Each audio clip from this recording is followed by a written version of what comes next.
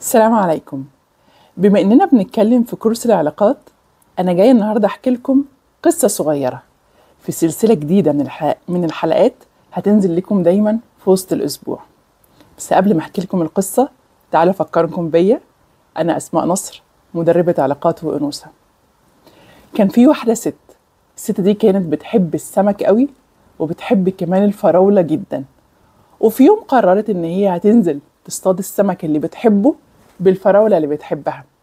وقبل ما تروح البحر عدت على السوق. ريحة الفراولة جابتها من أول السوق، راحت لغاية أحسن واحد، نقيتهم بالوحدة فراولاية فراولاية، وخدت كيس الفراولة وراحت بالسنارة على البحر عشان خاطر تصطاد السمك.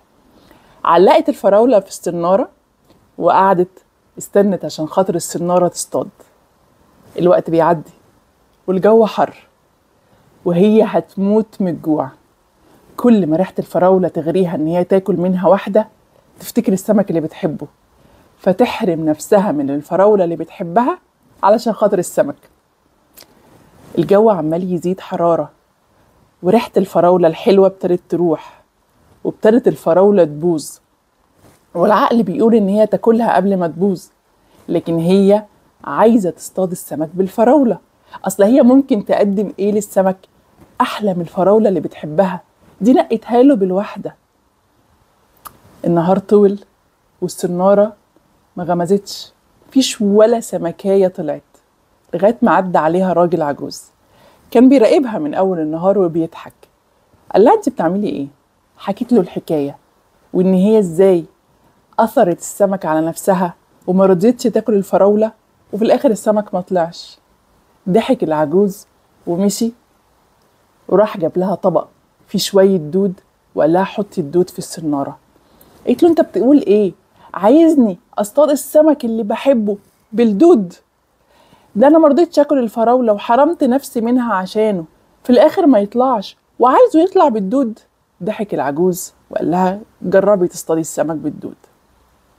وحطت صاحبتنا الدود في السنارة، ومع أول دقايق غمزت السنارة وطلعت فيها سمكة كبيرة جدا.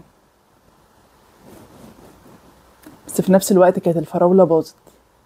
لا هي كلت الفراولة واستمتعت بيها، ولا الفراولة هي اللي كان محتاجها السمك. أو احنا في علاقتنا مع الناس، وخصوصا مع شريك حياتنا، دايما بنحب نصطاد السمك بالفراولة، نحرم نفسنا ونعاقب شريك حياتنا إن هو ما كانش appreciating، ما كانش ممتن للحرمان. نحرم نفسنا ونعاني من الجوع، ونعاني الجوع العاطفي طبعا، أو نعاني من أثر الحرمان اللي احنا حرمناه لنفسنا، ونطلع المعاناة على شريك حياتنا اللي مش فاهم أصلا احنا بنعمل كده ليه، وهو أصلا يعني ما طلبش مننا إن احنا نعمل كده. قصة السمك والفراولة دي لو عملنا لها إسقاط على حياتنا وعلاقاتنا العاطفية، هنعرف احنا قد ايه ظالمين نفسنا وظالمين اللي بنحبهم، وان اللي بنحبهم كل اللي محتاجينه مننا شوية دود. لا احنا انبسطنا ولا استمتعنا بالحاجة اللي بنحبها، ولا قدمنا للي قدامنا الحاجة اللي هو محتاجها مننا ومستنينا ان احنا نقدمها له. ساعات بنعمل مجهود رهيب في العلاقة، مجهود بجد بيألمنا وبياخد من وقتنا وأعصابنا وصحتنا، مجهود بيحطنا اندر ستريس فظيع، وبنبقى قاعدين بقى مستنيين النهاية. يلا بقى خليك ممتن ليا. ايه ده؟ هو انا ليه مش واخده رد الفعل اللي انا مستنياه؟ ايه ده؟ هو انا كنت مستنيه نتيجه احسن من كده بكتير. هو ليه مش فارق معاه كل اللي انا بعمله؟ والناحيه التانية هو مش فاهم انا ليه متعصبه كده، انا ليه قاعده مستنيه منه حاجه. طب هو اثر في ايه؟ هو مش فاهم هو اثر في ايه. قبل ما تقدمي الفراوله اسالي نفسك: انا شريك حياتي محتاج مني فعلا الفراوله، ولا الفراوله دي انا بس اللي بحبها؟ قبل ما تلومي اللي قدامك على انه انت قدمتي كتير وضحيتي كتير وما خدتيش حاجه، اسالي نفسك: هل التضحيه دي كانت في محلها، ولا عامله زي اللي عمال ماسك مقشه وبيكنس الرمله من قدام البحر وبيسال نفسه: انا مجهودي ده كله راح فين؟ انا عماله اكنس من الصبح وفي الاخر الارض مليانه رمله. ده مجهود مهدر. لو انت عايزة تنجحي او انت عايز تنجح مع شريكة حياتك، اسأل نفسك هي محتاجة ايه، مش انا بحب ايه. هو مستني مني ايه، مش انا ده اللي يبسطني وانا لو حد عمل لي كده هبقى مبسوطة.